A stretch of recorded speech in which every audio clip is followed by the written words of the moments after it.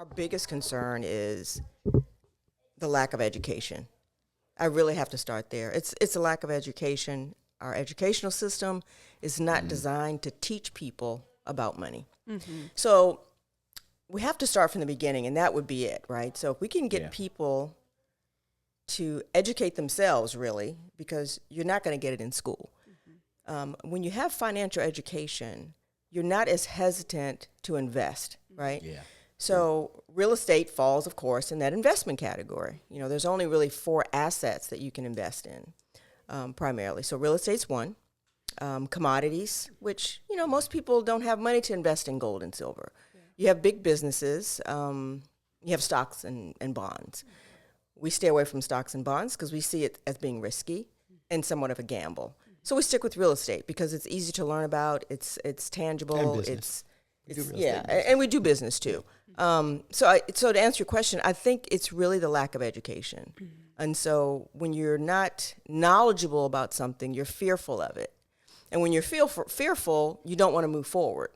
And so when you look at real estate, you hear so much about it. And people do have fear. Yeah. I mean, the fear thing is real because people allow the fear to stop them and just, they put the brakes on. They don't even try to, even with education. So they don't even, the fear doesn't allow them to even seek the education. Like they bought into something over the course of their lifetime that made them feel like it's so risky or so dangerous, or, you know, they knew one person one time that had a property and had a bad tenant, or something. When we hear these stories like, I don't want to repair toilets, or I don't want anybody calling me in the middle of the night.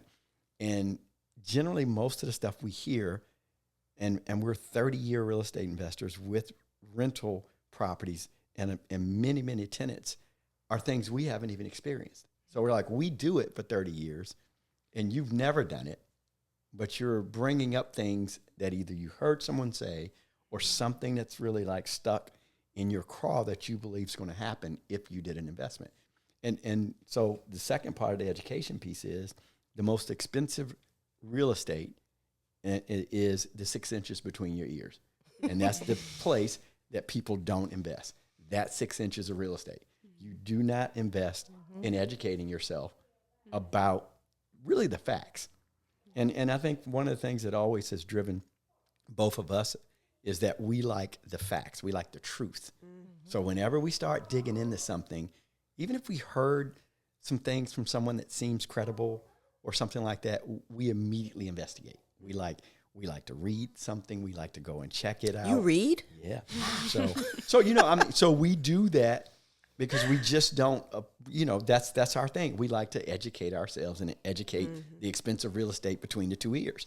And you know, I think it's not even a nicety now. It is absolutely a necessity, because the average, I think maybe 70 to 80, maybe even 90% of Americans are living paycheck to paycheck. No doubt. And those that are heading toward retirement, they're sort of relying on something that may or may not be there when they retire. And 401k plan is one of those things. Even if it's there, it may not be enough to take you through your retirement years. And Social Security. And Social Security. They believe that Social Security is going to, you know, supplement their income, and they're going to live in this house that they paid off, and their Social Security and their 401k, which both, by the way, might be gone, you know, because you don't know what's going to happen with the 401k, the stock market at any given point. And you really don't know what's going to happen with, you know, just currently with what's going on with our government and everything that's happening, and where we are with the funds that should be in our Social Security system. And, you know, and that's interesting too, because I remember years ago when my father was working, he was on the pension plan. And so corporations were responsible for your retirement. And that's what a lot of workers relied on and depended on. And it was called defined benefits is what it was. And so when you retire, you had this pension plan, and it was going to be enough money to take you through your retirement years and beyond. You know, when you passed away, there was money there, whatever. And then I think it was in 1974, they decided, we don't want to do this anymore, right? So we're going to make it the employee's responsibility to prepare themselves for retirement. Right. And so that was called then defined contribution. And so you were responsible for contributing to this thing called a 401k plan, which was in the beginning was called ERISA, which was Employee Retirement Income Security Act. So this was this big thing. And I remember when I got out of college and I got my first job, and they're like, here's all the stuff for the 401k plan. You need to pick what it is you want to invest in. And you never knew what to pick. So what you would do is sit down with some person and they'll tell you, these are the safe, this is S&P 500 and do these. And hey, and don't forget, you're in it for the long haul. Right. And don't forget, It'll this go up is and for your down, retirement but years. Yeah, this is, but don't panic. Now I got to tell a story here, and I won't mention any names to protect the individuals. But there was one big investment firm that early on in our years, I think we had not been married that many years, and between my CPA and some other people that used to advise me, because I owned a construction company, I said I'm going to invest a lot of these dollars that I'm making and put it in a stock market. So I can say this, it was Edward Jones. I won't say the individual, but that's where I had my money. So put my funds in there, and this was probably in either the late 90s or the early 2000 collapse, because there's been many collapses.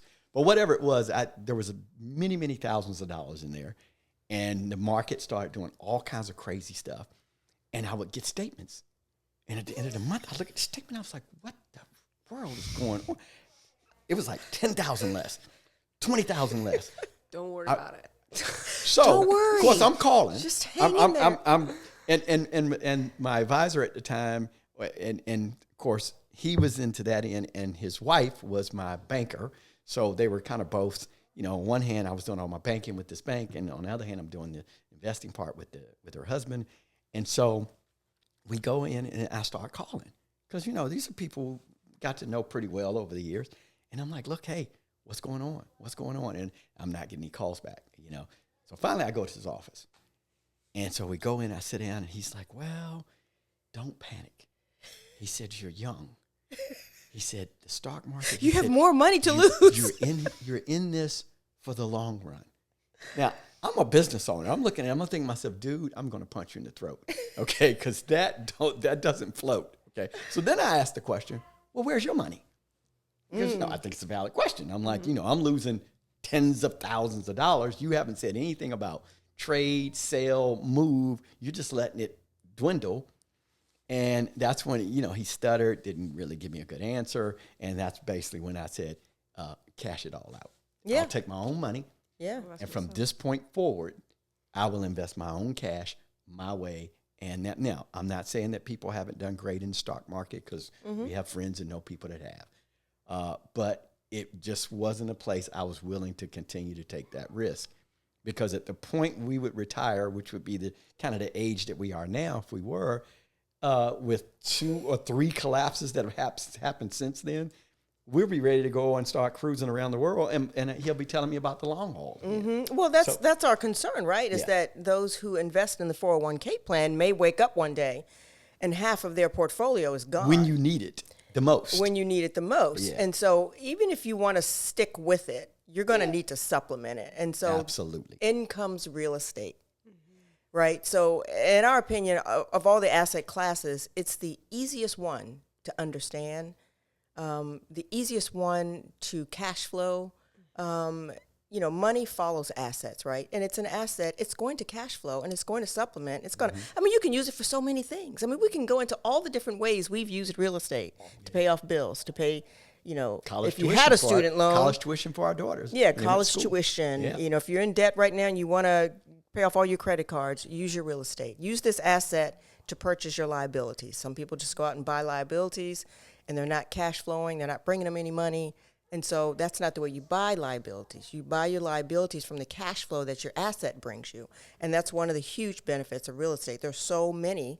I could run down probably Tax 6 or benefits. 7 just off the top of my head. There's a lot of things. The other thing, and I don't know exactly what the exact statistics are, so I won't try to say what I believe, but I can tell you what we generally know from just all the many hundreds of people that we meet is the vast majority of people, the very high percentage of people, don't really have and have not prepared themselves and invested correctly. So even if they own a house and they might have a what they consider to be a great job, you know, and make, it used to be, people would always say 6 digits, but 6 digits is like $10,000 now. When you used to say, I make 6 digits a year, but, you know, so 100,000 now is like, it's like 10 grand. Okay. I mean, by the time you get the tax and everything else that's going to happen, you pay your health care benefits and this and that and daycare, and there's 100 grand is not going to take care of it. Well, Roger, just bring up another very important point. There's many. He just mentioned a job. Like, I have a great job, I make a great income. They perceive that they have a great job, and they probably company. Do. I mean, and sometimes you might want to even keep that great job because you enjoy the work, or whatever, for whatever reason. Maybe you are making a pretty decent income; it's paying your bills and so forth. But you need to understand that could go where it falls. That could have. Remember Enron? You remember? There's a whole bunch of companies. Okay, but you remember the .com? I do. I was there. So I was there. People had great jobs that were making like a lot of money in corporate positions and all this, and they go there and the door's chained. Nobody even told them. You know, it's like there's a chain. You go to your office building and there's a chain on the door. Well, let's talk about 6 digits. Let's talk about your something. 6 digits are gone. Let's talk about something we learned from a good mentor of ours who's been around for a long time, and his name is Robert Kiyosaki. One of the things that Robert Kiyosaki taught us was the cash flow quadrant. Oh yeah. If you've never played the cash flow game, you absolutely must. Yeah. So there's a cash flow quadrant, right? Imagine 4 quadrants, like a line going this way and a line going that way, and you have 4 squares, right? The first one is where the employee sits. The second one is for a self-employed person. The third one would be big business, and then the fourth one is the investor. So that employee that you were just talking about that was making that great salary is being taxed Oh, no doubt. heavily, like 40% of their income is being taxed, 40 to 50%. Then the self-employed person that left that job and wanted to start their own thing, it could be a doctor, it could be a dentist, it could be a real estate agent, a mechanic. They want to start their own thing, and everybody's like, yeah, go start your own business. That's great. You go, not knowing that they're going to be taxed like crazy, and then they're going to have to pay 15% unemployment tax on top of it, right? So they're free from the boss. Now they've started their own company, which is fantastic because now you can scale it to become that big business, which is then only taxed about 20%, maybe less, right, of their income. But then you fall down to that investor, and this is where the real estate investor lives, this is why wealthy people invest in real estate, is because you can literally set yourself up to where you're not paying any income tax. Right, and it's a combination of ways that you do it, but it's so exciting. I think we remember the big thing when the debates were going on. I think, it wasn't this election, but the previous one, and everybody was upset with Donald Trump about not paying any taxes, and I think the comment that he made, which was so accurate, the very people that say that all do exactly the same thing, because wealthy people know about the strategies of real estate investing. 3 out of 4, I think I would venture to say that all wealthy people invest in real estate in some way, shape, or form. Maybe not as much as others, but the reality is they all utilize the benefits. It's the same benefits, which is why Warren Buffett said his tax rate and his secretary's tax rate were exactly the same. How can you be one of the wealthiest people in the world, and your tax rate and your employee's tax rate you're paying less. Yeah. So right there, you got to know there's something you don't know. Right. That's why we say we like the truth. So when you hear the myths about, it's dangerous and it's risky, and you could do that, and what if the tenant wrecks your house? What if you get sued? What if you got to fix? Somebody calls you at 3 a.m. and said the toilet's clogged. No one has my phone. Have we ever I have never got a call at 3 a.m. to say that we ever. No, ever. but we have a lot of tenants. It kind of goes back to the education piece, right? The Bible says that my people perish for a lack of knowledge.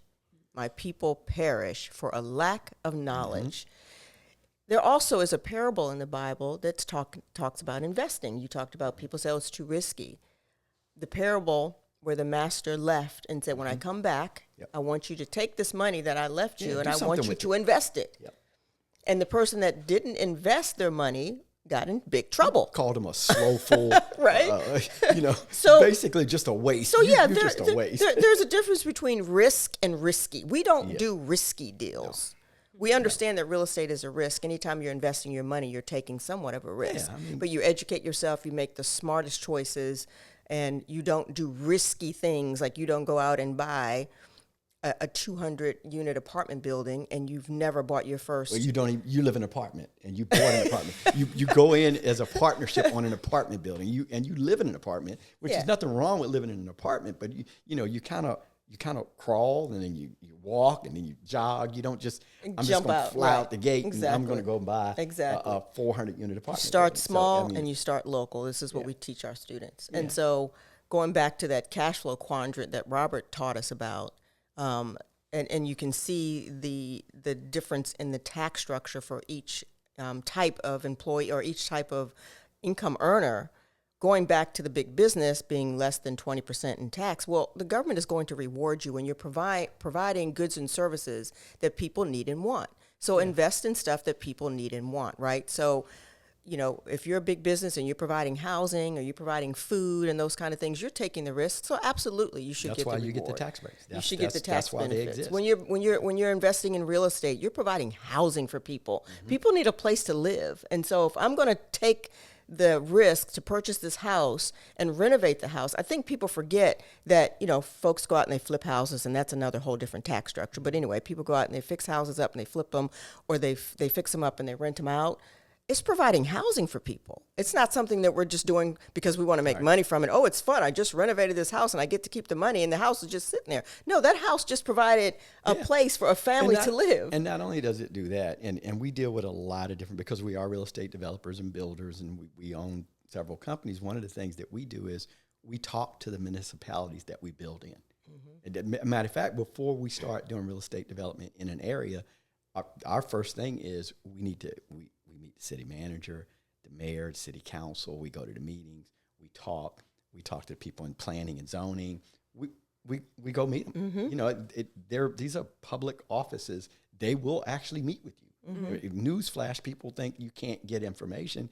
You can actually go. They'll tell you what area they're looking at, what they need. They'll tell you what they will do and won't do. And there's even some ability to try to reason with them to say, listen, I'll build here. We'll spend our money, because we're spending our money to develop. But if you have vacant land and it belongs to a city, they don't make anything. They actually pay. They pay to cut the grass. They get no taxes off of it because they trash. own it. They got it. People dump on it. They wind up cleaning up the trash.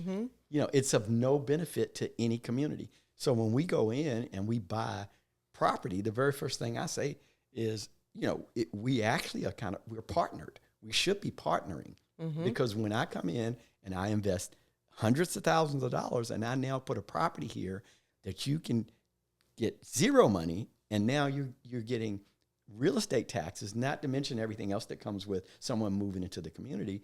You got a $600,000 house. You were getting nothing on this lot. Now you're taxing the people at the tax rate for whichever community it is. Then they're paying water and sewer. They're paying this. They're buying in the community. All that stuff goes along. So that's part of kind of the work together. You don't, and a lot of times that part's not seen. Well, and also you just provided a house for somebody. Well, right? exactly. We're in a time now where there's a housing shortage. So we find houses that have been abandoned, or maybe they're about to be demolished or whatever, and we come in and we fix the house up to the point where we would live in it ourselves. We never renovate a house that we wouldn't live in. And once it's done, we provide housing for people. You brought up something. You brought up a good point about something that ties to all this too. For the people that have the fear, and we're talking about the fear piece. If you think about where you like to live, and even if you couldn't let's say afford the most expensive area in a particular community, then what you do, you get in your price range, you try to get, fairly decent school, you try to get as little crime as possible. It's almost impossible to go anywhere in the world and not have some sort of crime. But you try to look at those things, and then what do? You want to go in, you want your house to look nice, you want the AC to work. You want a nice place. One of our primary things that we say to everybody that we assist in them getting into the real estate market is you're not getting into it to be a slumlord. Okay. If you buy a property, it is an investment. You need to fix it. It needs to be a place you will live. Every property we own, we would live in it. And from an apartment, a one-bedroom apartment, to a large single-family house, to a multifamily building, even the commercial buildings that we own, we would put our office in them. We would live in it, any of them, at any given point. And so that's the way we take care of our asset. Yeah, and a lot of people that get over into this too take these stories from people that's not the people they are. They buy property and they do nothing to it, and they suck it dry, okay, and squeeze everything out of it, don't fix anything. And then that's the person you hear a story about, and you say, I don't want to do real estate. You look, again, lack of education. It is. And that's where the fear, I think that's where the fear and the anxiety come in, because most of the people that we talk to that have never invested in real estate before, the first thing they say is, I don't know what to do, and I'm afraid. I'm a little bit anxious. What would you tell people who are just starting in real estate? Like, what do you do when you first start? That's a very good question. And I think the first thing is to get educated. Spend some time. Yeah, read a book. And you know what? Read several. Well, Rod, when you and I first started, we read everything we get our heads on. Since we just said that, definitely read Robert Kiyosaki's books. We tapped into Robert 30 years ago, him and Kim, and really followed closely. Read all of his books. Went to seminars, did a lot of different things, but it gave us really good foundational stuff that today it's still there. It's embedded. And I don't want to cut you off, but you do have to read. You have to, so even if you do this craze of what we know everybody likes to do now, just listen to a podcast and listen to YouTube and go on the internet. That's great, because we didn't have that when we were learning. I would read. So it is great, and I would seek the assistance or the mentorship of someone who'd done it before. And there weren't many people out there when we were new in real estate investing, so we had to read everything we could get our hands on. We did Sheets and Robert and some other people. So I would say read everything you can get your hands on, just to get that knowledge and that foundational information. And it's a numbers thing, right? And I think that's the other thing people are afraid of. They're like, am I going to lose my money? Right. So there's simple formulas that you can learn that are super simple. This is just 5th grade math stuff, right? For example, right, if you find a house that needs renovating and you're like, it needs a lot of work. I don't know if I'm paying too much for it. I don't know if it's how much to rent it for. I don't know how much I'm going to make. Am I going to lose my money? And I think that's people's biggest fear. So there's very simple formulas that you can follow that will guide you and tell you, I'm going to make money on this deal. Right. You do the numbers. Just by the math alone. Just by the simple numbers. For example, and I'm just going to throw this formula out. It's a simple formula. We call it an ARV, which is an after repair value. If you find a house that needs work, you pull out your little formula that Rod and Jen taught you, and you say, I'm going to look at what the value of this property would be once it's all fixed up. And that's easy to find. That's just looking at comparables in the area. Look for a fixed up house in the area. How much did it sell for? Boom. That's my ARV, after repair value. I multiply that by 70%. This is called the 70% rule. Multiply that by 70%. And then you're going to subtract the repairs that would need to be done. Now, you may not know the repairs. You're like, I don't know nothing about repairs, but there are people that do. There's contractors everywhere that can walk the property with you and say, I think it's going to need this much in repairs based on what you said you want done to the house. There's your formula. After repair value times 70%, subtract your repairs. That's the maximum amount you should pay for that property.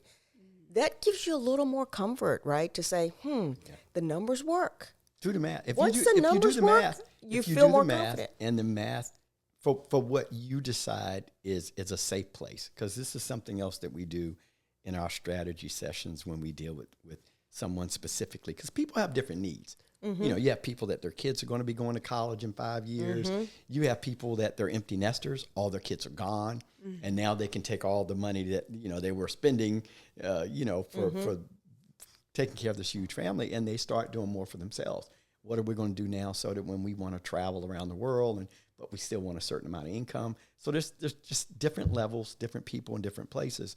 But when you know what it is you're looking for and you kind of set your parameters, you can use the formula and say, well, if I purchased any property, I would at least want to make $300 a month.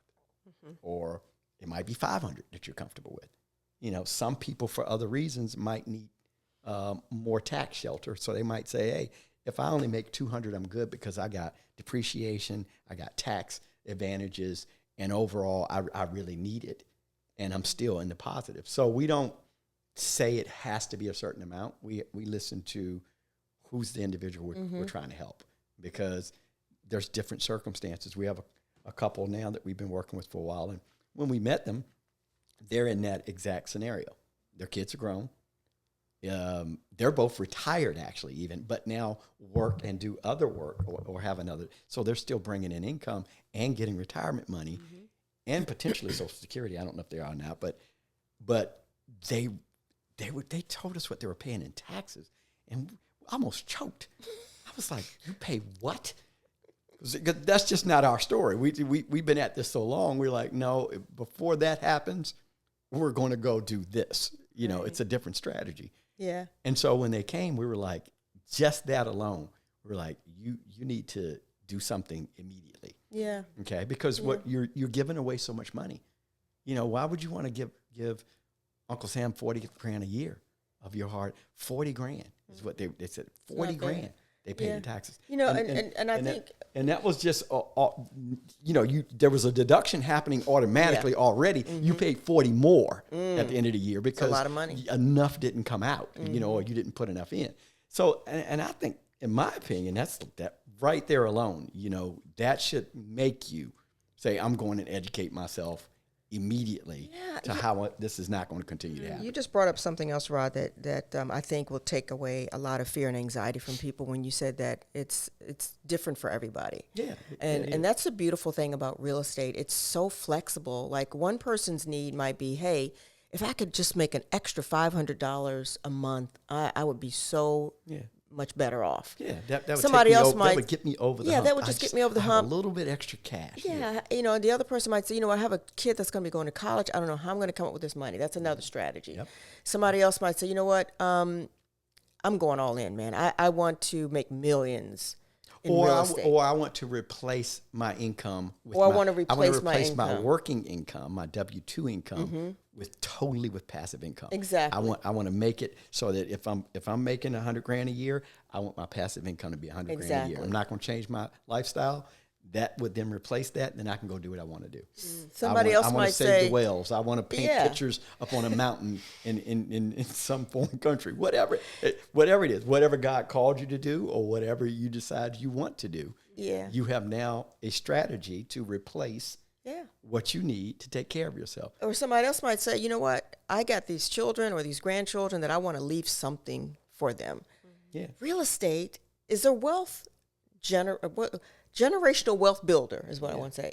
You can build generational wealth from real estate. You can build wealth, period, from real estate investing. Or you can just say, I'm just going to get this one extra house and it's going to change my life. Yeah. So we can help you tailor a strategy based on what your need is. And it's so different. And I think that's what brings a lot of anxiety and angst and tension to people, because they're like, I don't know which strategy. I don't know what I want to do. I don't know. And here again, it's just a lack of education. So my question then is, this is a great point that you say, is like, hey, it depends on what you need. And so people talk all the time about, hey, is there deals? Are there good deals around? I don't see any deals in my area. But does the deal and whether it's good depend on what you actually need? And so talk to me a little bit about, how do you find good deals? And is a good deal for one person not a good deal for another person, or is a deal a deal? That's a good question. Well, it's a possibility that based on what an individual's parameters are, a deal that's a deal, say, for us, may not be a deal for you. That's possible. Because in our case, seasoned investors, we might be looking for 20-unit to 100-unit buildings. And and that could be a great deal for us, but it may not be a great deal for you, and you're just starting. So, yes, but deals do always exist. And as we're here this week, even as we do our travel and we do things, everywhere we go, we look for deals. I don't care where it is. Everywhere we go, if we go to Russia, we would look for a deal. Now, whether we can buy property there or not, there's other parameters, but we're always looking, because you think about it. Real estate is, look, dirt is dirt. There's no more dirt going to be made. Okay, the earth, what's here in the earth, it's here. So if you don't own a piece of it, okay, and you don't have any dirt at all, then I have to laugh at this. I just thought of something. What did Snoop Dogg say? Real estate is the most important thing. You don't own land, you don't own nothing. Yeah. Well, yeah. You got to get some dirt. But the thing I think for us to answer your question, though, I think that's why it's important for an individual kind of to define what they feel like they need for their family. Like if we do have this. We've got single people we've helped. We've got married couples that are young.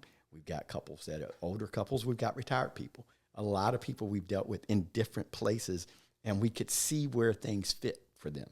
And a lot of it, the reason we can see it, in 30 years for us, we've gone from the young couple with young kids, 4 children. Are we the old couple now? And yeah, I told her. You are the wise couple now. There's a difference. I got to tell you a joke right here, because I was talking to a young man one day, and he was one of the guys working for me on one of the projects, and we were talking, and I know I have good relationships with the people that we do business with. That's just something else we believe. So everybody that we do work with, we like to enjoy and be able to have a great conversation, great relationship. This young man was telling me one day about some things that he perceived to be a problem, and he was saying, this is what happens. And, back in this time, I had this old guy tell me, and he basically told him something that was contrary to what I was telling him. And he said, yeah, he was like 50 something. And I had to think about it for a minute. Wait, what? Me being on the other side of 60, I was like, did he just call me an old dude? So I kind of pondered on that for a bit, and I realized, I said, but something I had not thought about. I told Jen, I said, you realize we're now popping me more. And we didn't know that we had got there. We didn't realize we crossed over to be the old people. We're the old people, but still looking for deals. So I laughed about it, and I told him, I said, well, what that old person told you was wrong. I said, so here's another old person who's going to tell you the right thing. Right. Because, everybody's info may not be accurate. Yeah, but I think you and I truly believe that there are deals everywhere. They are. In every market. And we can say that because we started investing before 2008. And anyone that knows anything about 2008 knows that there was a major crash. Yeah. We were investing before 2008 and found deals. The crash happened and found deals. We found deals right after the crash. We find deals today, regardless of the interest rate. And I think once you start to understand that, you start to look. The highest interest rate that I can recall is 16%. Mm-hmm. So and that might blow someone's mind that, like, you bought a property with an interest rate of 16%. Yeah, but I still made $350 a month on it. Mm-hmm. So I was making $350 a month. That was my cash flow after I paid the mortgage.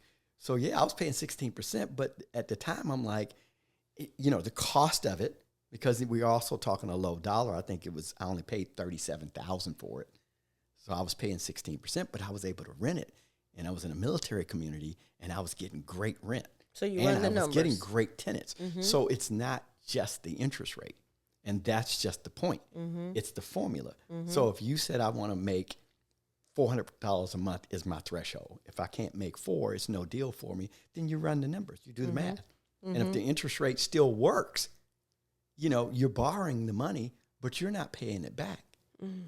Your tenant's paying it back. Well, to that point, when you just said $400 a month, $1,000 a month, whatever your threshold is, oftentimes people hear that and they're like, $300 a month, I can make more than that doing whatever.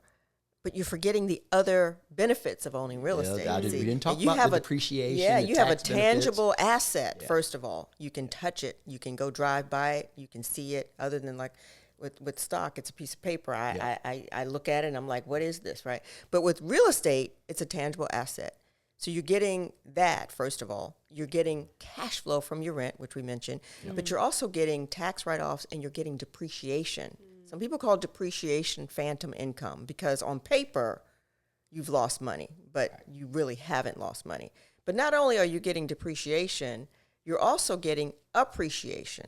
So you bought this property, you're cash flowing $400 a month. It's not, making you rich, but it's helping you pay some bills or doing if whatever. you multiply that and then you duplicate that process, rinse and repeat, 400 can turn to 800, can turn to 1,600. When Rod mentioned, you might want to just get $400 a month from this particular property or asset.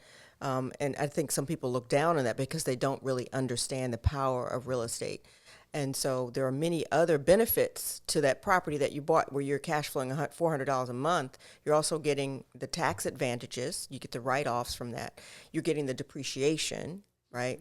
And there's a formula for that too. I won't go into the formula for depreciation, but it's one of the main reasons that people invest, why wealthy people invest in real estate, because the depreciation is so great, the write-off for that, right? But then you're also getting the appreciation of that property. That property is increasing in value. Real estate is a hedge against inflation, which is another reason why wealthy people invest in real estate. So when the price of bread is going up, the price of houses are going up as well. And so people are getting upset because prices of houses are going up. But for investors, it's like, this is why I invested in this asset. This is why I took this risk, because I know that it's a hedge against inflation. So there's all these other benefits to that property that you purchased for just getting cash flow for $400 a month, right? And then when it does appreciate, just 400 though, but that's a significant amount especially when you got to remember it's passive income, right? So if once it's set up that it works right, how many people would turn their nose up at you just get a check in your mailbox every month for $400? Exactly. I mean, I don't care how much money you got. I'll take it. Right. But here's the other cool thing, right? So it has appreciated now in value. Right. So you bought it for ease of calculation. You bought it for $100,000. It's appreciated in value. Let's say now it's worth $175,000. You could say, you know what? I'm going to pull that equity out. Right. And I'm going to use that equity for whatever reasons I want to use it. It could be to buy another property. It could be to pay down debt. It could be for whatever. Yeah. But that money that you're now pulling out is not taxed. It's not taxable money. And that's another powerful reason or another powerful benefit of real estate investing. And then there's strategies that we, and for sake of time and everything else, we can't go deeply into all of it, but this is kind of a high level view of it. And then there's other creative, wonderful things you can do with real estate. The way that you mortgage, the type of mortgage, things that you do. I mean, owner financing, HELOCs. You just it goes on and on. There's you have people that say, well, I have no money to buy, but then they're sitting on and what's typically not considered an asset, their primary residence. But we have people we've met, they're in their primary residence and they've got $200,000 in equity, and they're focused on, I got to pay my house off for retirement. Now, whatever makes you happy. And if someone wants to pay their house off, and because that's part of their retirement dream, we're not saying that's a bad thing. But you're also saying, I want to have X amount of dollars outside of just paying off your house. And if you're sitting on $200,000 and you can leverage the $200,000, pay it back, and increase or make a substantial amount of passive income, wouldn't you want to kind of consider how to do that? Wouldn't you want to educate yourself on, like, this would be a smarter way to use my equity? And so there's a lot of those type of things. Let's talk about what McDonald's, what Ray Kroc did when he invested in this thing called McDonald's, right? And a lot of people say Ray Kroc was in the real estate business and not in the hamburger business. And you're thinking, what are they talking about, right? So he's got two things going, right? He's making hamburgers. That's a great movie, by the way. If you've never seen a movie about Ray Kroc, that's a great movie. He's making hamburgers. The Ray Kroc story. Yeah, I think it's called the Ray Kroc story. But there's a movie. There's a movie that they did that I can't remember the actor that played Ray Kroc, but he did a great job. They kind of, put all that stuff together and show you how it happened. But it is a good watch. It's phenomenal. I mean, the business model is phenomenal. He's making hamburgers. We all know we've had them. I love McDonald's hamburgers, by the way. I don't eat them all the time. I'll tell you the Happy Meal story after she finishes. I love me a McDonald's hamburger with some French fries and a soda. Okay, I'm telling the story. Give me a Big Mac. I'm telling the story. I'm good. You opened the gate. So we had gone through this thing where as we were getting older, we said, we need to eat better. Look, for some people love McDonald's. We're not trying to knock people who love McDonald's. If you like McDonald's, eat McDonald's. For us, we were saying, hey, we got to kind of watch what we eat. We can't be doing these processed foods and stuff like that. We try to eat healthy. And so we were kind of making a change. And this was years ago, and we were transitioning over. So we would help each other. Don't eat those chips. Don't do this. Not to annoy one another, but just help support one another. And lo and behold, I'm cleaning the family vehicle one day, and I open the glove box, and McDonald's kids' toys that come in the Happy Meals are crammed. I mean, all in the glove box of the car. Jen, what did you all of our kids are not Happy Meal age. So I had some little kids so the Hamburglar in here the car was going through the drive-thru and catching her a quick Happy Meal with fries and a burger. At least it's a smaller burger it was and a small, smaller amount right? of It was just a fries. little itty bitty So hamburger. I walk in the house with all this evidence, and I said, "Who's been eating at McDonald's?" And all I got was a blank stare. So good. That's the McDonald's. So good. Story. I love So it. she doesn't do that anymore, but she So, was hooked on those back to McDonald's my French fries. story. Okay. So Ray Kroc is making these delicious hamburgers, making money there and being taxed as a big business. But then he purchased real estate to build his stores on. And so he's getting the write-off for the real estate, all the depreciation, the write-off that comes from that. And it pretty much, maybe not wipes out, but drastically reduces the income that he's making as the corporation. It's just brilliant. It's just absolutely brilliant. But only with real estate can you do this. Now, how many places can you go and get a loan to buy stocks? Nowhere. But you can go to the bank and say, I need X amount of dollars to buy a piece of real estate. You're going to get the money. So you leverage that to buy more real estate with. Well, I think some of what's happened with what keeps probably a lot of people, and you asked this question very early on about why wouldn't they do it or why don't people do it? And some of it's subconscious. You grow up and you hear things like, we're baby boomers. One of the big things we heard when we were young, and I remember this distinctly, and I know you probably do too, Jen, was like, get a good government job. That was something like our parents or people that were older than us suggested was a really smart thing to do. Get a good government job because you can get a good pension and health care. Okay. And I'm not saying based on what they knew that was necessarily horrible advice based on what they knew. But see, we talked about a generational component of this. If you come from family that happens to be lower middle class, even lower poor poverty level, and you happen to have not had any education and anyone in your family at all that knew any of this stuff that we're talking about, so they didn't even know to point you in that direction. You don't learn this in school, okay? You don't learn this in college. Well, we both have business degrees. Matter of fact, you have an MBA. I have a business degree. And I'm telling you, I didn't learn this in college, getting a business degree, much of what we talk about. Learn nothing about it, okay?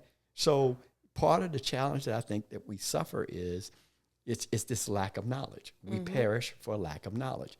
And then we don't go to seek on our own. There's got to be more. Yeah. Now, Jen is a phenomenal investigator. I told her she could have been. I told her she could have been like a private investigator. She could have been an attorney. She could have been an accountant. There's a lot of stuff she could have been based on how she likes to dig into things, and she can dig incredibly deep into topics and subjects and things, and it adds to other things. So many of the things that we found, it's been through like just seeking it. Like we need to find out something more about that, or some of the stuff that we share back and forth. Some of the stuff that I found, it's been the same way. I'm very passionate about generational wealth and legacy. Yeah. And so I dig around, what did the wealthy people do? What did the Rockefellers do? What did the Rothschilds do? We read a lot of books. We read a lot of stories. We read about business. We read about different things. Even if we don't do the business, like you talked about McDonald's, we still read Ray Kroc's story. He was we didn't really initially read it thinking about it from a real estate perspective, but he was, look, I mean, it's still one of the greatest restaurants stories that has existed to this point. So I think it's that searching, seeking. We mentioned this. We also learned something, understanding that we span many different generations of things that we've worked through. When we were younger, same thing, coming from, say, what we heard from our parents and things like that. We didn't hear, get a mentor, get a coach, only coaches you heard about was sports, football, basketball, baseball, whatever, field hockey, whatever you play in, you have a coach, and we know of that as a coach, but you don't know of a coach to help you with what you're passionate about and what you want to do. Like if you want to be an artist or a chef, or you want to be a real estate investor, you go find the person that has been doing it and that can help accelerate your journey. And in most cases, which is what people do not want to do, they don't want to pay. In a lot of cases, they don't want to pay. Yeah, we'll go to college and pay. Right. And we'll pay and get educated because we pay dearly for college education, but we're still saying that's not really what helped us the most with our seeking to be financially independent, wealthy, to grow a portfolio, to invest, to do business. It wasn't really college. Right. So I think what we're talking about here then is financial freedom is really what people want. We just want to be financially free. Through generations too. Yeah, like they wanna be able to generations, handle- absolutely. And you're saying real estate does that better than any other asset. In our And I opinion. believe there's, of course, other assets that can provide that same benefit. But the challenge is And there are other things most that give people you aren't passive income. educated enough to understand, or maybe don't have enough money to invest in gold and silver and things like that, or maybe not even really understand how to invest in the stock market, because it is a bit of a gamble. You do need to have a deeper understanding and education around it, and most people are afraid of that as well. I just think, this is my personal opinion, of the four main assets that are out there, in terms of it being attainable from a financial perspective, and also just from being something that you can learn fairly quickly, real estate is it, in my opinion. And I think the education piece, we keep going back to it because it is extremely important. The root word for education is the word edu, is to draw out. If it's not in there, you can't draw it out and use it. And there's not a lot you can draw out from the college education that's going to take you through your lifetime when it comes to financial education. They'll teach you all kinds of other stuff. But financial education is not one of the things. And that's a whole nother thing Yeah. anyway. And we won't go down the road of the educational system and how that all Kinda and what- almost and have what, to. and what it's all about in the first place. Because Yeah. for those of us that really know, it wasn't really about making millionaires or wealthy people or any of that. It's really more about making employees. And that's really what the educational system was geared towards. So if Not you wanna, financial if freedom, you want that's- to make yourself financially free or learn more, you got to get out of there and you got to do the work and you've got to do other things. And for us, I think both coming from large families, and then in my case, coming from, what we basically would consider living on a poverty level, there was really not any kind of financial education in my household. You did not come from a wealthy family. No, then. no, absolutely did not. Had many days we didn't have heat and some days didn't have food. So, but did learn something very valuable from that, and that was hustle, because I started to work at a very young age so I could make some money, because even the word says money cureth all things. I was like, I'm old enough, I got enough sense to know I can cut grass. I cut grass. I did some of everything. I can probably give you. I probably had more jobs than a Jamaican man. I'm sure I have. but that's a little joke Jen, about did you come from a wealthy family? I'm just going to address that right now. I came from what would have been considered middle class, right? We weren't wealthy. We weren't considered poor. We lived in a decent neighborhood or whatever. Actually, lived in a great my neighborhood. parents weren't college. They did. They lived in a great. We did live in a We'll great tell you the house story about the great neighborhood. Yeah, when she it gets was a done. great neighborhood. Yeah. My parents weren't college educated. They were just hard workers. My father worked in the grocery business, worked his way up. That's what, he had that pension plan and all that. My mom did what they called days work, where she cleaned people's houses. So they weren't. And on the daycare. Yeah, and she later on, as I was in my early teens, she did start a daycare center and made money that way. So they were very smart, very hardworking people, but certainly didn't come from college or wealth themselves, right?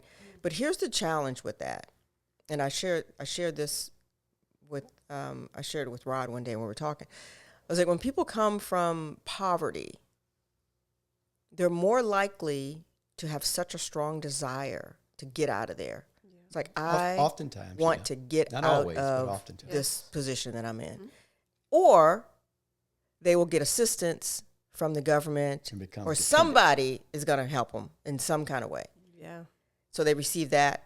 But the middle class that are just barely making it by, you're too comfortable to jump out of the warm into the cold because you're good, right? Yeah. So that, to me, is as detrimental as somebody that's coming from poverty and trying to, because when you come from poverty, now not that it's good, Well, but I'm just saying, but it's mindset. that yeah, you're it's the talking. mindset. It's So the you're mindset. like, you know what, I'm going to do what I got to do to get up out of here. But when you're comfortable, you're like, the bills are paid. I got this nice house, I live in this nice neighborhood. Yeah, both if I are get bad. this good government doing all right. job, Both are I bad. might be all right for a while. And so then years go by and you're like still there. You didn't really do anything with your life. Right. So it can be very detrimental, No, in both my are bad opinion. because complacency It is complacency, exactly. is what I think we're really discussing about the middle class kind of area. And then from a poverty perspective, you're right, it does one or two things because it either encourages you to like, I got to do something. Yeah. And it could motivate you, and it does motivate many. It could also turn you and motivate you in a negative way. That's why a lot of times you see the drugs and other things that people get into that's supposed to be quick and a hustle, and they don't have a father in the house. And we can get into that conversation, which is that's another thing that often goes with the poverty piece, which is fractured families. And so now you don't have a dad there. Maybe there's a mom, but there's some dysfunction, and something just throws everything off. It throws it out of whack. It's not the way it should actually be. And it creates a challenge that could stick with you for life, really, if you don't seek to get out of it. What do you think about, you were talking about generational wealth a little bit here. So if you create wealth and hand that wealth down, they're not middle class and they're not poor. What do you think happens then? Like, is generational wealth a good thing? Is there things you can do to help? Well, the Bible says that a good man, and that means family, man and woman, leaves an inheritance for their children's children. So I often get into this because this is a conversation Jen and I have had deep conversation about. That's, first of all, that's a generational piece right there because that's a grandkids. That's not your kids.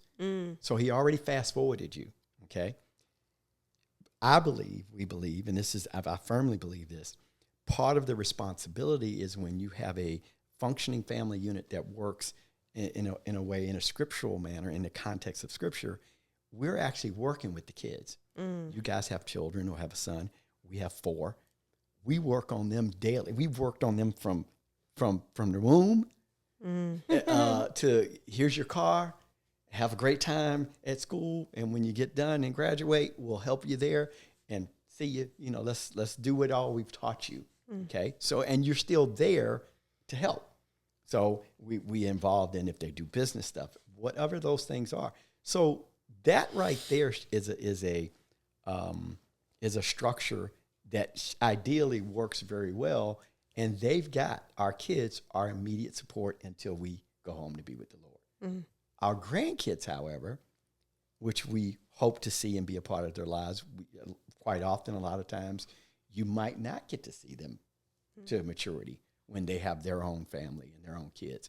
So by us setting up something to stay ahead, we keep the cycle moving, which means your kids, now when they have kids, they're going to be saving for their grandkids. Okay, and so I think the generational wealth piece is an educational piece that families should set things up and structure themselves so that, number one, you're certainly taking care of while you're here and while your kids are here. We paid for our kids' college because we didn't want them to have student loans. And so we did certain things. See, that was part of generational wealth. We're not going to let you get a student loan. That's bad. Yeah. Debt. That's a bad debt. Student loan is bad debt. So what we did was we used investments in things that we did to make a provision so that they still could get the education, because there were specific things they wanted to do. And we felt like education is not a bad thing. So we paid. Now they're not burdened right out the gate with debt. None of our kids had debt when they left our home. Now, we can't say they maybe don't have some debt now, but we didn't teach them debt. Right. So they left knowing they knew their mom and dad were entrepreneurs. They saw what we did, and they saw what we provided. They knew how they lived. They all had cars. They had everything they needed. But we also didn't spoil them to the point, like all of our kids had jobs. Now, they believed, which we never discussed in detail how much money we were worth. Because number one, they're kids. Right. And I used to say to them, our money's not your money. This is my money. Just because I just wanted to frame it. This is, well, we're wealthy. Well, no, we wealthy. You know what I'm saying? We're going to teach you how to be wealthy. And that kind of somewhat in a joking form, because obviously we do all of this for family. Right. And we do all this to build it and pass it forward. And part of what the strategy is for us, and we believe in both of our families, we believe that God always deposits a Joseph, someone in the family that can be instrumental in changing the destiny and the legacy of their bloodline. That's cool. Okay? And many times people don't do anything with it, and we've even heard things like, "Yeah, I got mine. They're gonna have to get theirs." I've heard adults I hear that a say lot that. too. Adults, Well, and they'll I'm say, "I looking at ain't them leaving saying, them nothing." I'm not leaving them anything, and I'm like, and what I would consider that is, you're not a good man. I'm just gonna go scripture on you. I mean, you say you're a believer, you obviously skip some major portions of the Bible.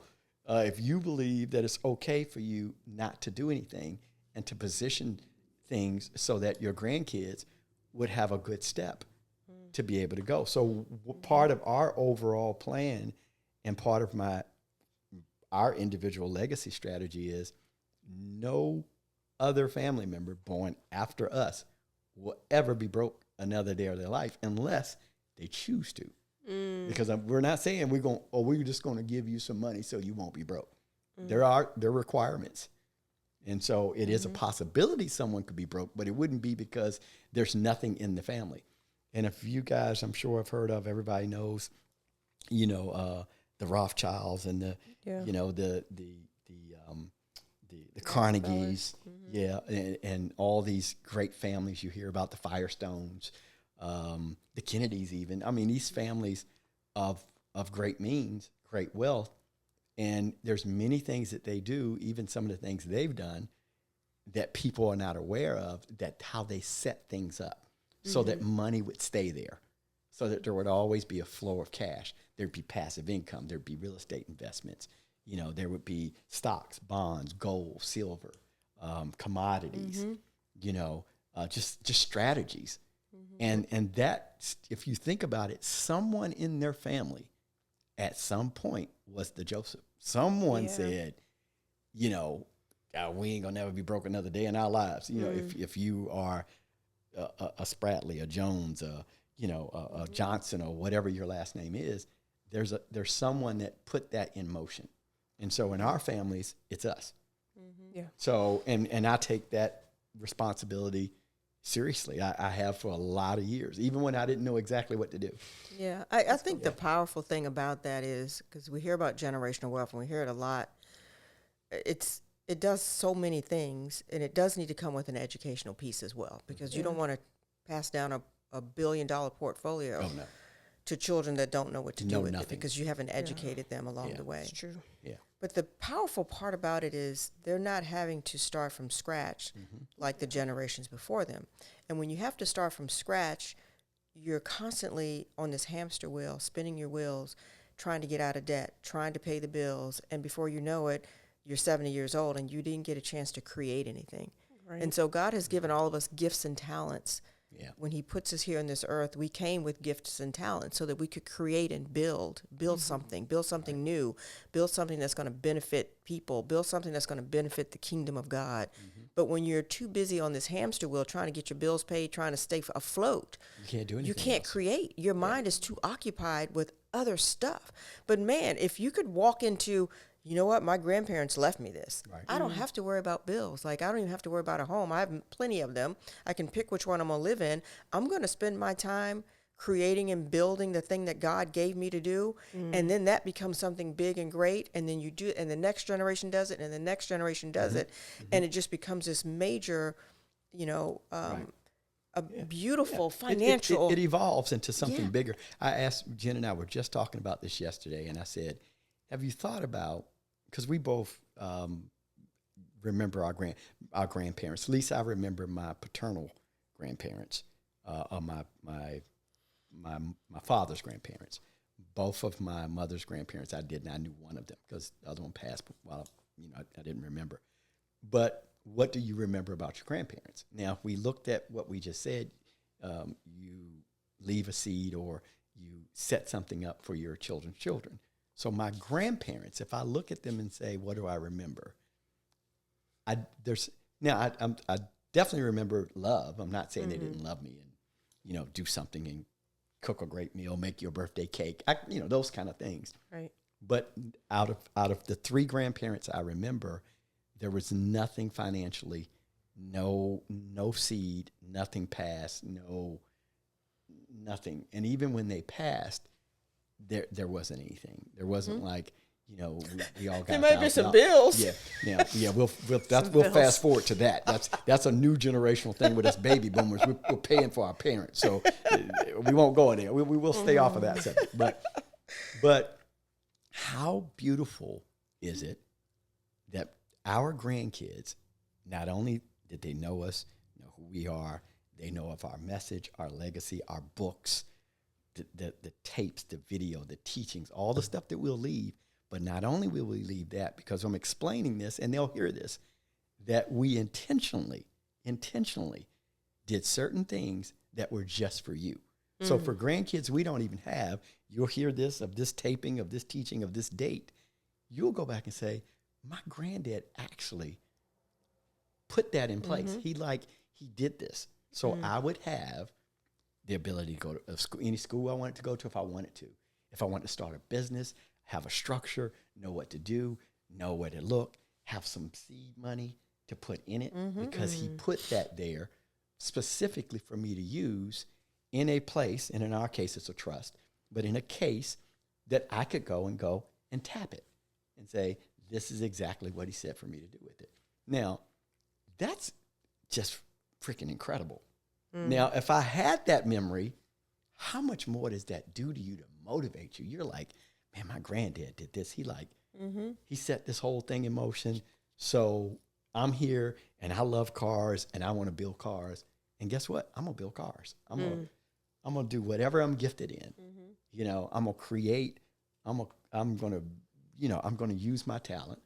I'm a great musician. I'm a great artist. And I'm you a won't great have to cook. worry about your bills. Yeah, and I'm set. I got foundation. So it's a foundational thing. And a mental shift too, Yeah. right? It's a Yeah, mindset yeah, because shift. that would shift you, even for all of us sitting here. When I made that comment, you immediately think about your grandparents, and you can even think as adults, if they'd have said that, other than my grandmother telling me I was peculiar, you know, which I've shared that story, but if they'd have said that, I mean, the weight of that, you know, and that's Yeah. a big And thing. what your life would look like. Yeah. Oh, Like what would be different? There's so many things that would be different. so many things would be different. I think about this story. So I grew up in Fairfax County, and it was in the 60s. My parents had a little house in a town called Vienna, and I Very think they affluent paid area. Yeah. like maybe $17,000 for this house. That same house today is like 1.5 million, 1.9 million. You can drive by it. It's And that's literally, in my lifetime. yeah. That's called appreciation of an asset. Now imagine if they had bought one little house for each one of us. If they were in a position to where each kid got a little Or house. imagine if they were educated well enough, or they sought to educate themselves enough to say, we're going to take that one house, put it in a trust. It's never to be sold. It certainly can be accessed for, equity, Right. and but it has to be maintained because you don't want to run it into the ground. You have to put certain structures and parameters in place.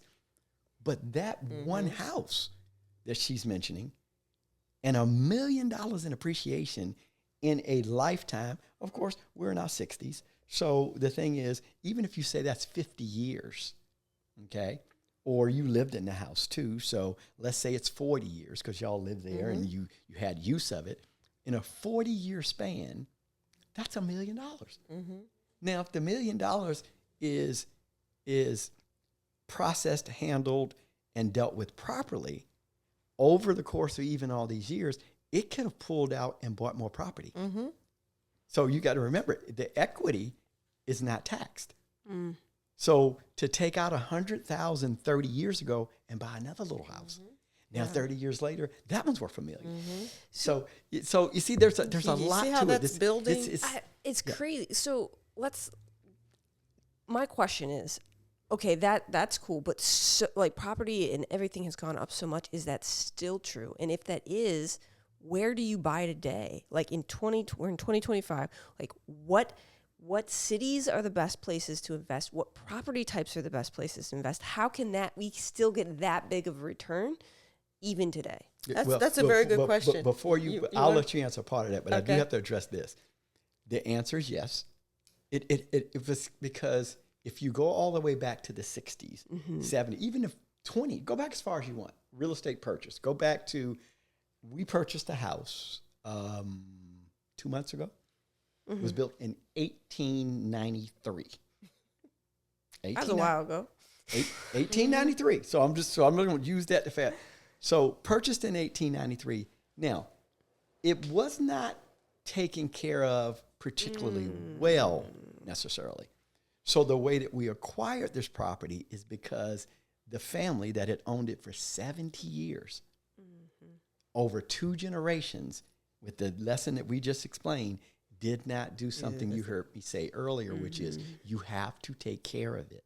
There's a responsibility to care for the asset because the asset cares for you. Okay? So you can't just get it and take the money. If it needs a new roof in 30 years, guess what you do? You put a roof on it. If it needs a paint job, guess what you do? You paint it. If it needs new windows, guess what you do? You put new windows in. But here's the other beautiful thing. That's all tax deductible.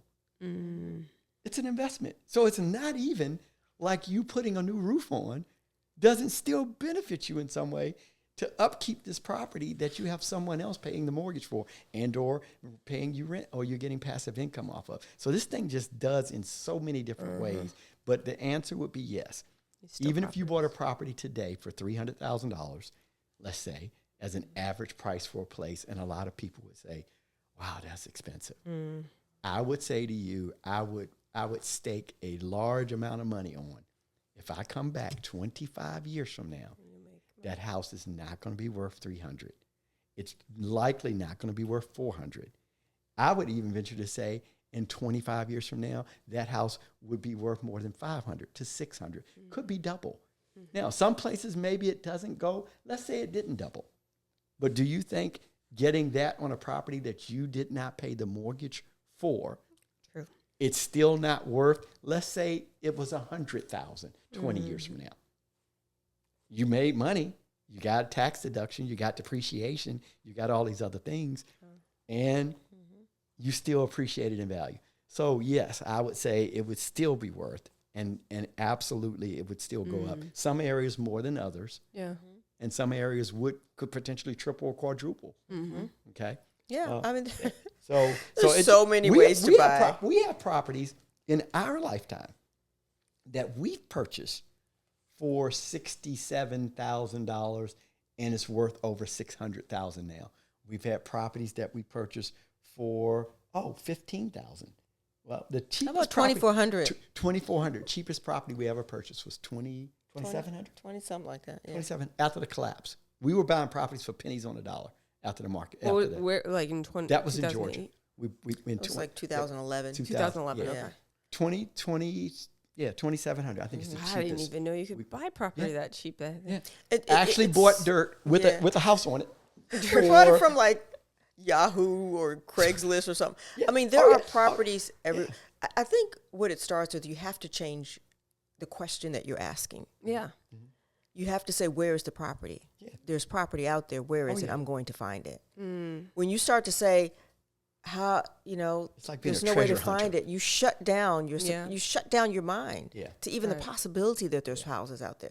People have been investing in real estate since the beginning of houses being built. Since there was dirt. You will always Since there- find a deal, and it would probably more than likely be an off-market deal. We love off-market deals. That's our sweet spot.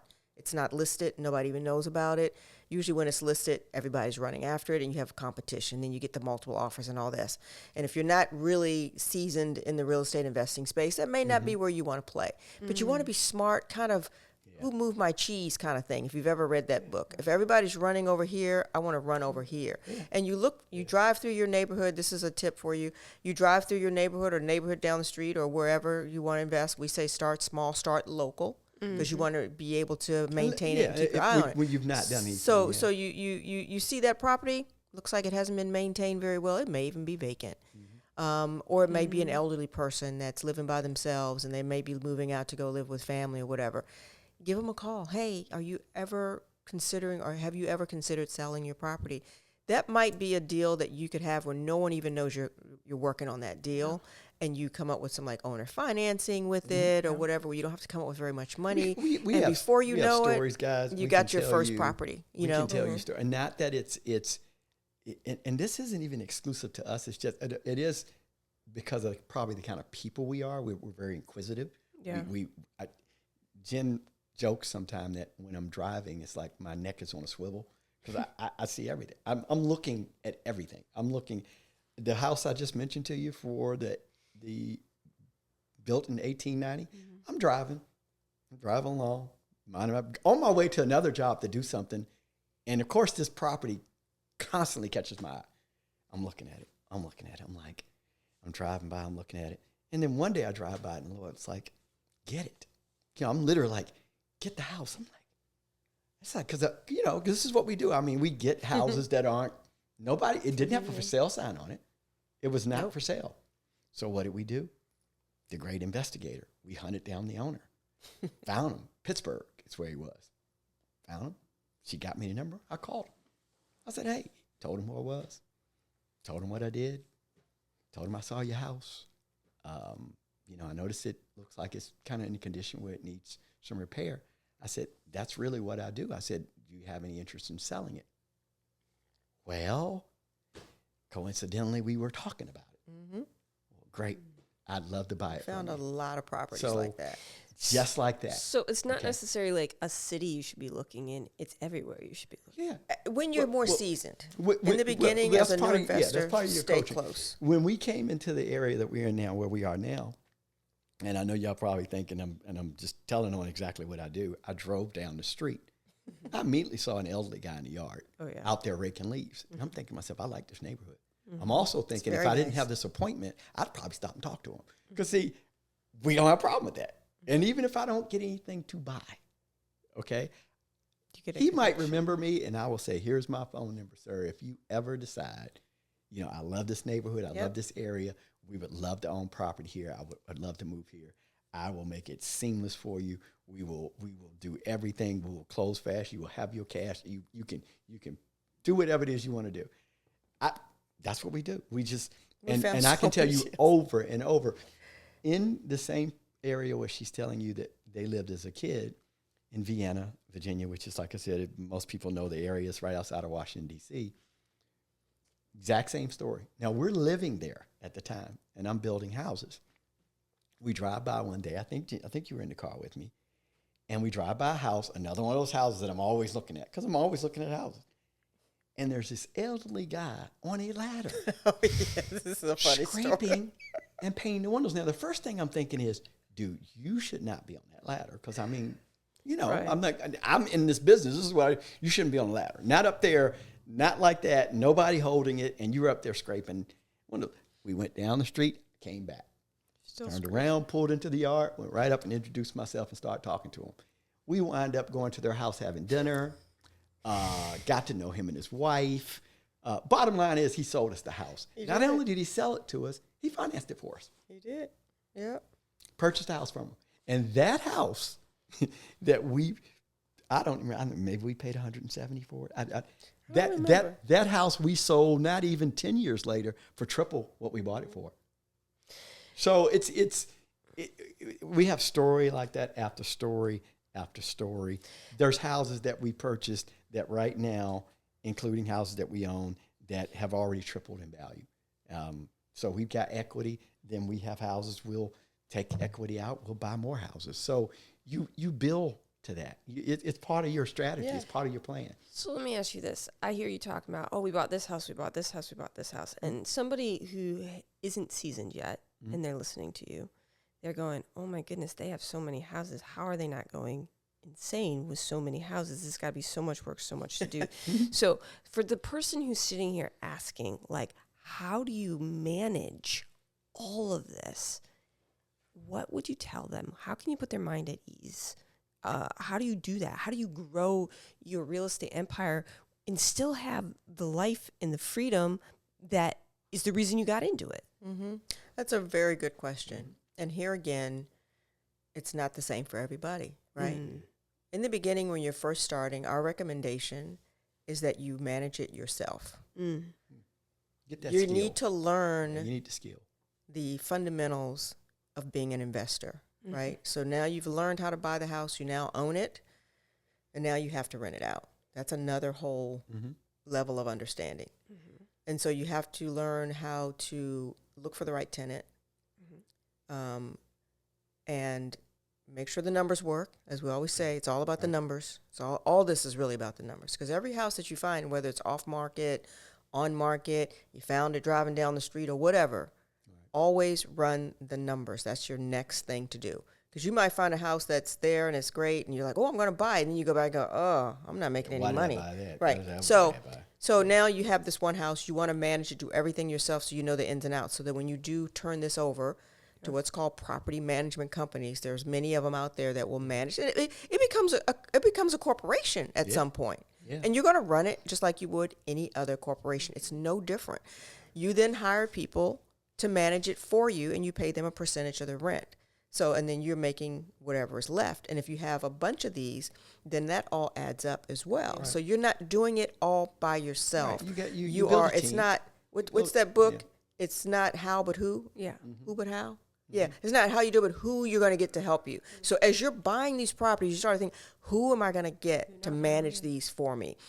You're not thinking any differently than you would if you were starting any other type of company. The product is the houses. The product is the real estate. Now, who am I going to get to help me do it? Don't let the mindset of, oh my gosh, how are you going to manage all these houses stop you from being an investor. You're now a business owner, and you're going to hire people to help you do it. But we say first, keep your hands in it for a while, so that when you do turn it over and they start to not do such a good job, you know where the pitfalls are, you know where the hole is, and you know how to plug it. So managing 2 or 3 on your own, 4 even, 5 even, you'll know your own capacity at some point when it starts to bog you down. You're like, I got to turn this over to somebody. And there are people Then you'll do it. that actually enjoy it.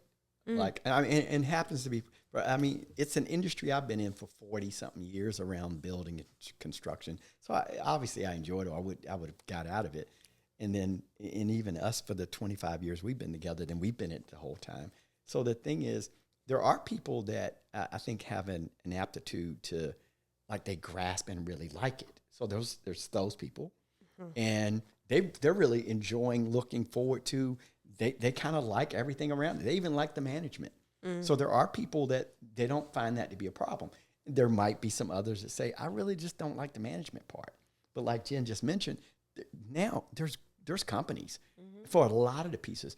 All perfect example of something else. We don't do driving around picking up rent. We don't take cash. We don't. There's so many things. Everything's automated. Our rent's paid on. If we're here now, well, we are at time of the month, the rents will already come in, but we get an email. The email comes through. It has everybody on it. We see everybody that paid. We see how much they paid. It goes automatically into the payment, into the business account for that for the properties. All we do is just verify.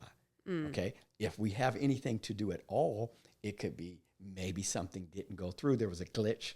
It happens from time to time. Something kicks back. Well, we get a notice on that. That kickback. That's a simple email or text. It goes out. Hey, it is kicked back. Take care of that.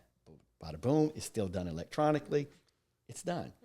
If you ever have a problem, or we do, and we would never say we've never had a problem, then it goes into the next category. If you had a problem with someone that runs into an issue, they lost their job, they couldn't pay, whatever the case may be, stuff does happen. Then there's a category for that. Then it routes over to someone else we use, and they do collection, and they do go to court. We don't go to court. Okay, we don't do any of that. We don't send certain letters. So it's a process. It's a management system. It works well. You have to remember that it is part of, as you build this portfolio, I mean, it pays for all that too. Right. It pays for your help. It pays for your accountant, your bookkeeper. It pays for your legal fees. It pays for whatever you might need. Yeah. It's all part of you running your business. Right. And you might just want to use a local real estate agent to manage it for you. That's true. Or you might want to hire, like I said, a property management company. You get to interview as many as you want. You say, I really like this one. We'll give them a shot.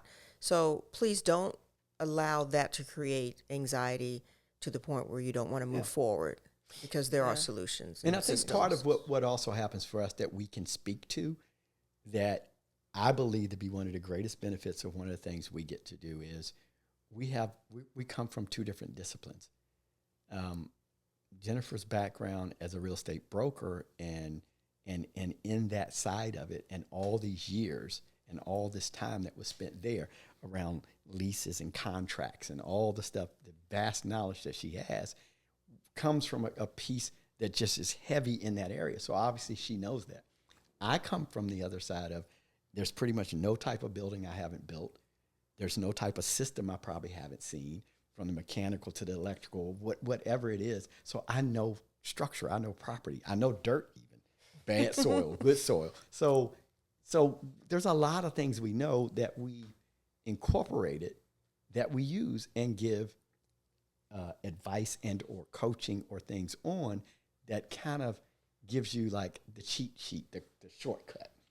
Don't do this, okay? Because even though you're not thinking about it, we're going to tell you it's not worth the risk if you do that, okay? Because in our case, we might be able to fix it. In your case, you might not, you know? So, and if you can't, yeah, get somebody that can. yeah. It's all about creating the relationships, like Rod mentioned before. Rod is phenomenal at doing what he does. He's been doing it since birth. You have to since I was a peculiar kid. Since you were I used to build stuff. as So a it's peculiar super kid. cool to walk into spaces, and I'm like, well, can we do X, Y, and Z? Oh, yeah, we're going to knock out this wall. We can put a staircase right there. And I'm like going, okay, I can see it. But he can walk into a space and see it in its finished state, or build something from nothing. Everybody doesn't have that gift and talent and experience. I'm just blessed to be able to be married to somebody that can do that, and it adds value to everything that we're doing, and it does save us money.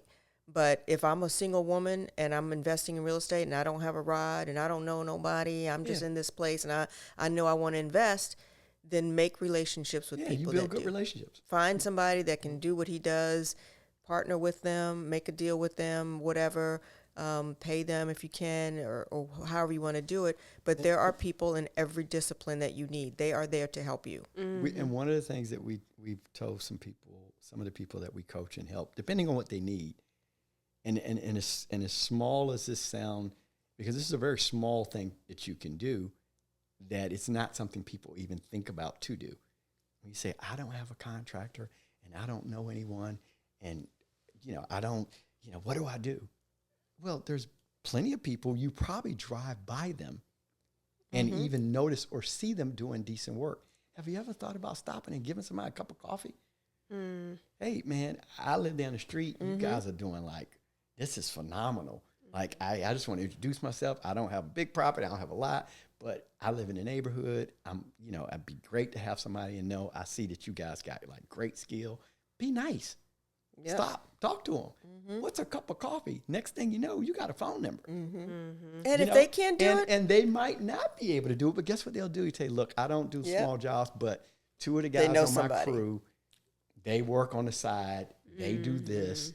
I would highly recommend. They're really great, and they do it. Well, guess what you just got? You just got a referral for connection. somebody that's good.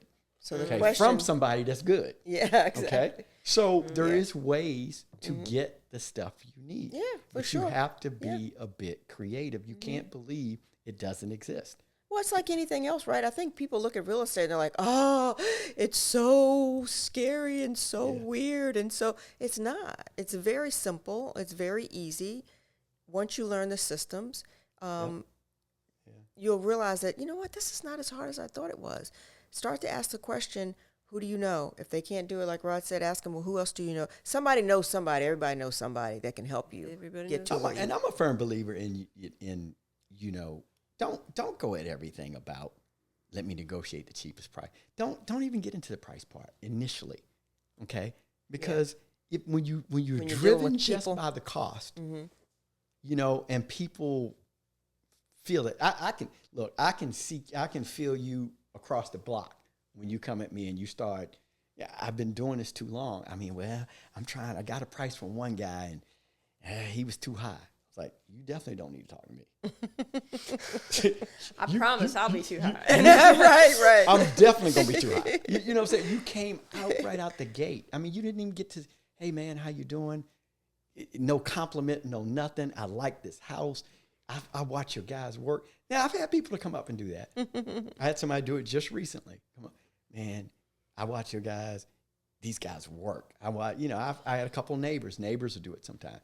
That's a different. I actually stand there and have a conversation with them. When I get the other folks, I don't have a lot of conversation because it's like it's a mentality. And I know that it probably is not going to go anywhere, and you are probably not going to really pursue what you're saying you're going to pursue, which is to invest and build houses. Because some people got paralysis of analysis. They'll just keep going around talking to people and talking to people and talking to people, and they don't really intend to do anything. Yeah. That's crazy. I think I diverted off to something. But No, It's it's fine. So good. I was going to go back to, you were talking about how it's really good to do your own management for a while. And that's something that, like, some people may want to do, some people may not want to do. But talk to me a little bit about somebody who's never done management. Maybe it's overwhelming. Maybe they think they've got it and they're all like, oh, this can't be that hard. Either way, what are some of the biggest mistakes that people make when self-managing? And some of your biggest tips that you can give somebody when they're first starting and first managing and learning how to manage? That's a very, very good question. That is a good question. Because that is where most people fail. Yeah. Getting the real estate is one thing, but it won't cash flow if you don't have a tenant. So you can have as many houses as you want. If they're all vacant, you're not going to be making any money unless you're waiting for them to appreciate and you're paying the mortgage payment all those years or whatever. So learning how to manage is critical to the success of your real estate portfolio. And I think one of the biggest mistakes that I've seen people make is they don't screen the tenant. The first guy that comes along and says, oh, I'm looking for a place to rent. And if you've done this enough times, you hear the red flags. I'm looking for a place to rent and I can pay 3 months down up front. And people are like, ooh, I'm going to get 3 months up front. If it sounds too And good trust to me, be that's true, going to be the it's last too good to be payment true. you get. Typically, right? Yeah. In my opinion, in my experience. Screening the tenant, I think, is the first mistake that new property managers make. So you want to create a criteria, a checklist for yourself that you want to stick by no matter what. Don't And get you'll personal. learn from your studying, from your reading, from your training, from your mentor, what those primary things are. And there's not very many. One is, do you make enough money? That part. Do you have a job? Are you making enough money? Have you ever been Do you evicted? pay your bills? Right. What's your credit score? So you have your own criteria. Everybody's different. You might want to look at things like income, evictions. Have you ever been evicted before? So you set these criteria because whatever criteria you set, you're going to use those same criteria on every tenant that you come across because you got to stay within fair housing and things like that. You don't want to treat one tenant one way and another one another way. So you set these parameters, you put them in writing, and you literally are going to check them off. You have this house for rent. You know how much you can rent it for because you've done your homework. Because you know now what the highest rent is in the area with, whatever the average rent is for this 3-bedroom, 2-bath house. You've already done that homework, so you know what you're looking for. I can rent this out for $1,800. How much does that person need to make to be able to pay that rent? Right. So there's a formula for that, okay? For us, we do 40 times the rent. Some people say there's different formulas. So you take that and times 40, maybe it comes up to like $75,000 a year, whatever. I don't have the math in my head. You're going to keep that criteria down on a piece of paper, and you're going to check it. Okay, great. They make enough income. The credit score is what I want it to be. I want it to be 620 or whatever. You decide. I want a 620 credit score minimum. Boom. I have all the reports in front of me. I've pulled their credit. They have a 620 credit score. They make enough money. They've never been evicted before. I'm doing really good now. I am cooking with gas. I've talked to their prior landlord, because that's something else you're going to have on your checklist. And you have to take the time to do it. Call, hey, this is so-and-so from so-and-so. This person has applied to rent my house, and I understand they've rented from you before. And there's certain questions you can ask. There's certain questions you can't ask. But you can ask, are they current? Things like that. Would you rent to them again? Would you rent to them again? That's usually a broad question that we're. But it gets a good answer. I'm sure it does. That's a good question. You got to tell the story about the one person. Well, you can't say what he said. No, I can't say what he said, but I had a guy, right? And of my many, many, many, many years of doing this, he almost got by me. Very articulate, but something in my spirit was like, something's off here, and I can't figure out what it is. We're checking the boxes, right? Really on the edge with the criteria. Right, too. we're He checking the wasn't meeting them all. boxes. He wasn't meeting all the criteria because he was getting assistance in terms of his rent. That's a protected class too. So you can't tell somebody they can't rent from you because they're on a program. Right. But you can screen them still, right? So the income part was sort of covered by this organization. His credit score was right there. But I hadn't checked his history. And so I said, you know what, let me do this. Everything else looks good, but I need to follow my own system and make sure I check all these boxes. Go to that last box. I called the last landlord. Hey, I got an application from so-and-so. I understand he used to rent from you. And I asked him the questions that I asked, and would you ever rent from him again? And he unloaded on me, like all kinds of flowery words about him and his family and all the stuff he did and how he tore the house up. And I mean, he was going on and on. I was like, whoa, whoa, whoa. And he's like, I'm sorry. I just got to tell you all this. And I was like, thank you very much. I appreciate that. Mm-hmm. So you see where I'm going. So you follow your list and then you make your decision after that. So that's as simple as having a guideline. Yeah. So screening intents, to answer your question, I think is one of the first and problems Jen that we have. Really over all the years that we've been, because we manage. Well, and the difference for us is we manage all of our rentals. And the difference for us is obviously, yes, we do own a real estate broker. So it's when we say we manage, we don't want to make everyone think that you could go out and get 100 properties and you manage it yourself. There might be someone that they can, because they might have some unique skill sets. Like they might be a realtor, or they might be in the industry. They could be we've met other family teams, real estate agent, contractor teams. Those teams usually, a lot of times, will do it, just like we do. And which makes perfect sense, because they're already real estate professionals.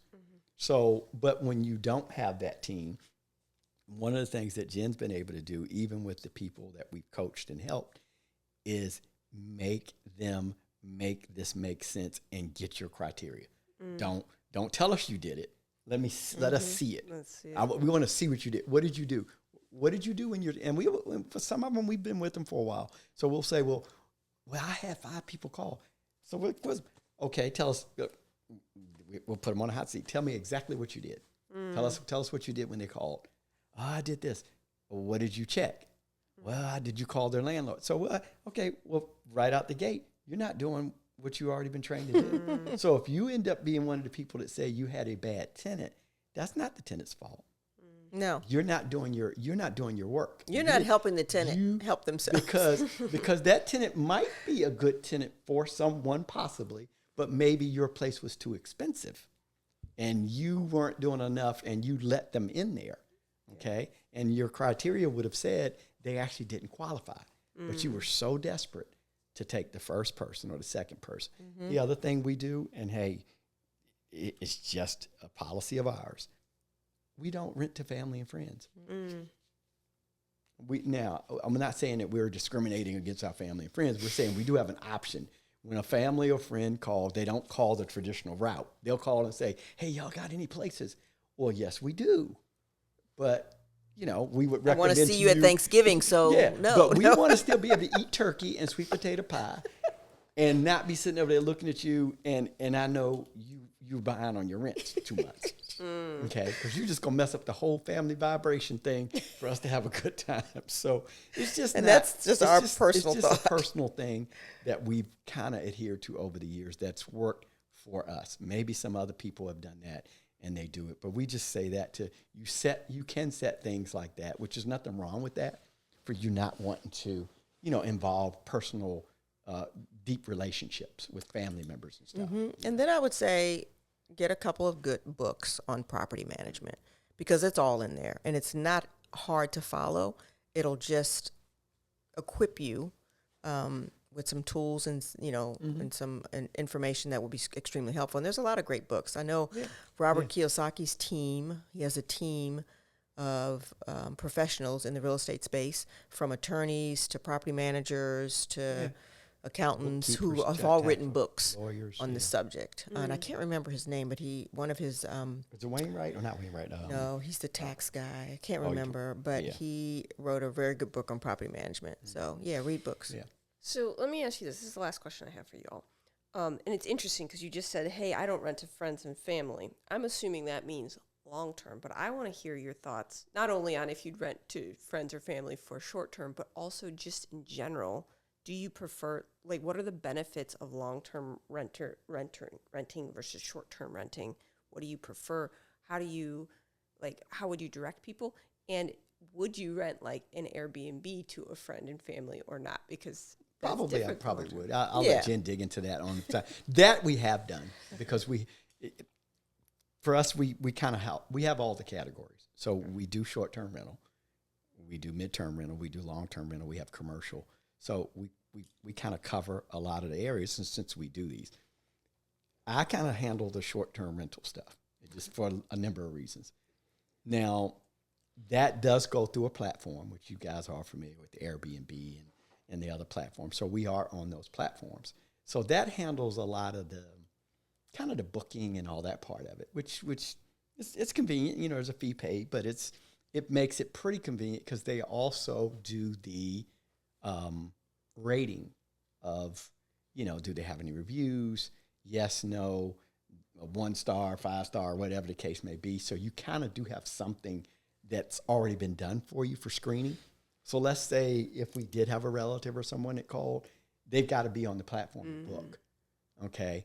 And we have had some occasions where, just for family, I'll book it out and block it and let the family stay for Thanksgiving.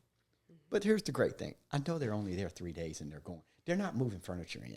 I'm not going to have that. You know what I'm saying? You came for Thanksgiving. Yes, we booked the place. We blocked it off. Y'all can go stay. Okay, you can do that. That's a gift. You can do that. And yes, we would do that. And yes, we have done that. Okay, did it for my daughter and her college buddies when they came for homecoming. We blocked it out. And basically in that case, they just pay for the cleaning fee. Mm-hmm. So that's short term. So short term is a little different. And yes, we would do that. And that would be the exception. And yes, you can do some family stuff with that. So I wouldn't, no friends. Now, I'll let Jen jump in on when it comes to investing, Yeah. right? Yep. A lot of investors will jump out of the gate and say, I'm going to just buy properties for short-term renting. I hear it all the time. Yep. Sounds really cool, very sexy. I got all these short-term rentals. I got And I'm 40 doors. Balling, right? And it could work. Yeah. The problem comes in when you didn't evaluate that property for long-term rent first. So people go out and they buy $1 million house because they can short-term rent it, and you can make a really good profit short-term renting. You could probably make 2 to 3, 4 times what you would as a long-term rental.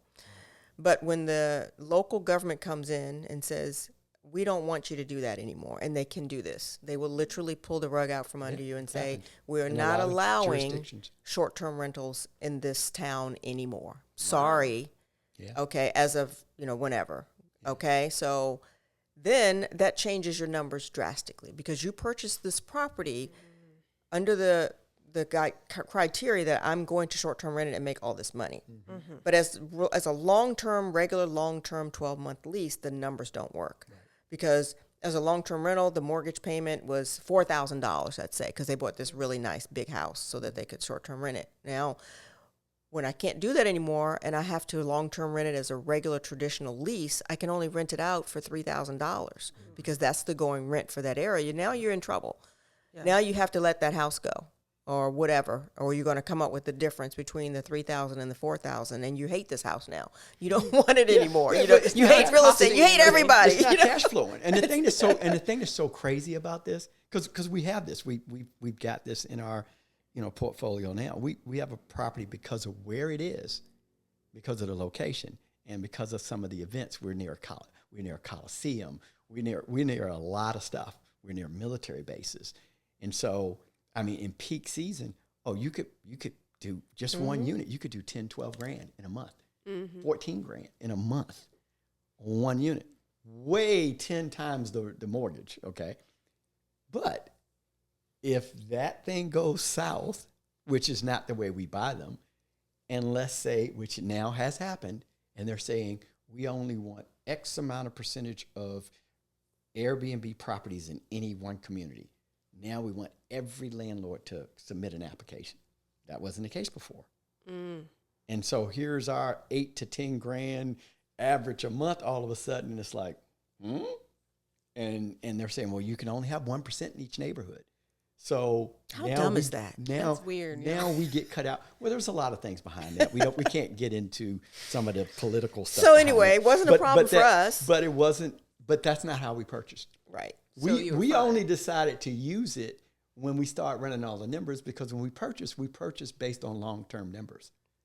Interesting. And it cash flows well. And when we saw the upside of it cash flows well for long-term rental, but oh my God, look at what it cash flows a little extra for short-term, at least for this period of time. So we did that for a couple of years. Now we've shifted it over because as stuff gets quonky and goofy, the one thing that we believe in is we keep it simple, we keep everything smooth, we don't bring on headache, we just adjust and we make a shift. We're like, okay, fine, whatever. Long-term rent. What's midterm rental? Then? Well, that's where I'm going next. So there's another really Jen, you cool. and I are just on a page.